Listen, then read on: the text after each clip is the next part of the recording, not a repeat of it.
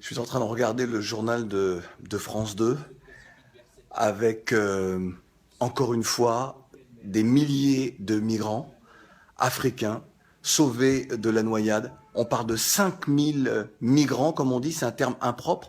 Ce sont des réfugiés économiques, des réfugiés suite aux situations de guerre également dans les pays. Et lorsque l'on évoque ça, eh bien, on est sur l'aspect misère, l'aspect tragédie, l'aspect très finalement peut-être un peu spectaculaire. On en oublie les raisons de tout cela. Les raisons, elles sont dans cette mondialisation qui fragilise une partie des populations mondiales.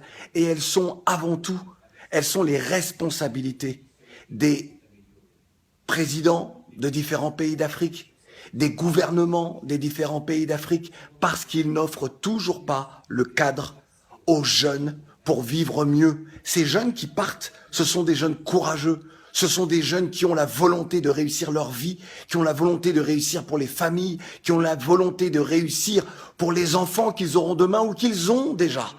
Moi qui ai passé quelques nuits avec les réfugiés à Paris, aux portes de Paris, je peux vous dire que j'ai vécu avec eux des drames, mais indescriptibles, que les mots ne peuvent pas exprimer.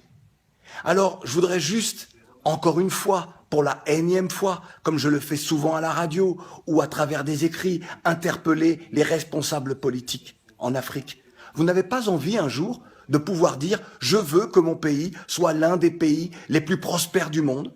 Vous n'avez pas envie d'intervenir dans tout ce débat, dans tous ces drames humains, dans cette condition humaine, et de dire « je ne veux plus voir mes enfants mourir dans le désert, humiliés dans le désert, tués dans le désert par des milices de je ne sais quel pays. Je ne veux plus voir mes enfants périr en mer. Je ne veux plus voir mes enfants être dans des positions de mendiants en Europe. » Vous n'avez pas envie de ça. Vous n'avez pas envie de changer la vie. Vous n'avez pas envie de changer le monde. Vous n'avez pas envie de voir notre continent qui a subi l'esclavage, qui a subi la déportation de millions de ses enfants. Je suis un de ces descendants d'esclaves, moi, africain de la Caraïbe. Vous n'avez pas envie que l'histoire coloniale, eh bien, fasse partie de notre passé, mais que tous ces épisodes-là ne soient plus des passés très présents. Vous n'avez pas envie de nous voir grands, de nous voir beaux, de nous voir plus intelligents que ce qu'étaient nos parents.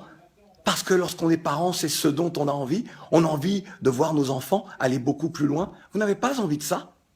Oui? Alors faites quelque chose. Non? Alors on comprend pourquoi nous en sommes là.